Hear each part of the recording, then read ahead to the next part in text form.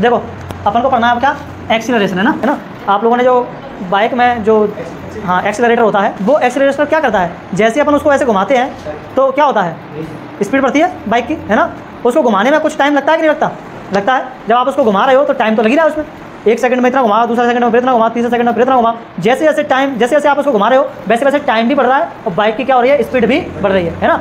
तो टाइम के साथ में स्पीड में अगर चेंज आए तो उसको हम क्या बोलते हैं, एक्सीलरेशन बोलते हैं। ठीक है, देखो क्या लिखा है, acceleration is a change in velocity per unit time, है ना। ठीक है, तो किसी वस्तु के वेग में परिवर्तन की दर को हम क्या कहते हैं, त्वरण कहते हैं। यह एक अदिश राशि होती है, क्या होती है, अदिश राशि होती है, और इसको डायरेक्शन की जरूरत पड़ती है। ठीक है, it is a scalar quantity formula. अब इस एक्सीलरेशन के कितने टाइप का होता है, 4 टाइप का होता है एक्सीलरेशन तुम्हारा, पॉजिटिव, नेगेटिव, यूनिफॉर्म और नॉन यूनिफॉर्म। ठीक है, यानी कि धनात्मक, ऋणात्मक को अपन रिटार्डेशन भी बोलते हैं, नेगेटिव को रिटार्डेशन भी बोला जाता है, और यूनिफॉर्म यानी कि समान, और नॉन यूनिफॉर्म यानी कि असमान। ठीक है, तो मान लीजिए आप लोगों ने एक नई साइकिल ली है ना, और आप लोग निकल गए हैं उससे अपनी यात्रा पर कि चलो आज तो इसको बढ़िया से इसकी घूम के आते हैं, इससे अच्छे से पूरा बाजार नापते हैं आज पूरी बामोर को।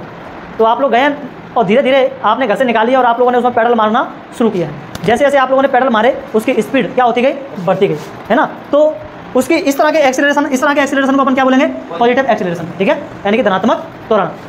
लेकिन आप जैसे साइकिल से आगे पहुंचे चल रहे हैं, एक गाय ऐसे निकली अंदर से, तो आप लोगों को क्या करना पड़ेगा,